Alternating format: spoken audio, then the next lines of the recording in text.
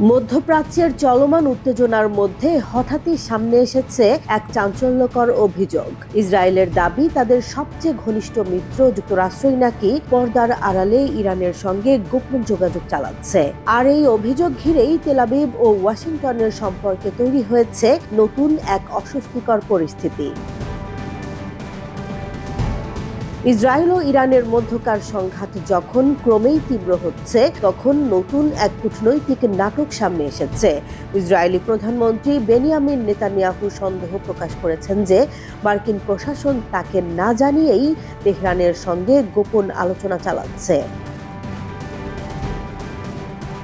ইসরায়েলের প্রভাবশালী television channel 12 এর এক প্রতিবেদনে বলা হয়েছে, চলতি সপ্তাহে ইসরায়েলি গোয়েন্দা সংস্থাগুলো কিছু গুরুত্বপূর্ণ তথ্য সংগ্রহ করেছে। সেই তথ্য অনুযায়ী ডোনাল্ড ট্রাম্প প্রশাসনের কিছু কূটনৈতিক চ্যানেলের মাধ্যমে ইরানের সঙ্গে সম্ভাব্য যুদ্ধবিরতি নিয়ে আলোচনা চলছে বলে ইঙ্গিত পাওয়া গেছে।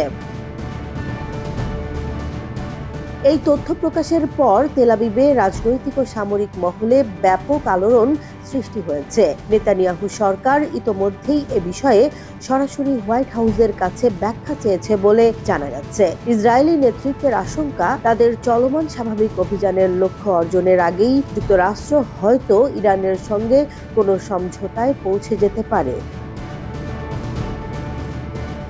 বিশ্লেষকদের মতে, যদি এমন কোনো সমঝোতা সত্যিই হয়ে থাকে, তাহলে তা মধ্যপ্রাচ্যের কৌশলগত সমীকরণে বড় ধরনের পরিবর্তন আনতে পারে। বিশেষ করে ইসরায়েলের নিরাপত্তা নীতির ওপর এর প্রভাব পড়তে পারে। একই সঙ্গে যুক্তরাষ্ট্র ইসরায়েল সম্পর্কেও নতুন ধরনের অবিশ্বাস তৈরি হওয়ার আশঙ্কা রয়েছে।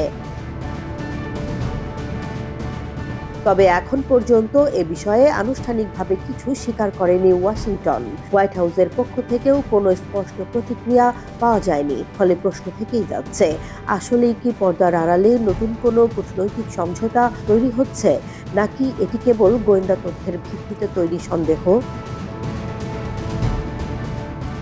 জেসমিন জাহান, নিউজ ডেস্ক, জনবাণী।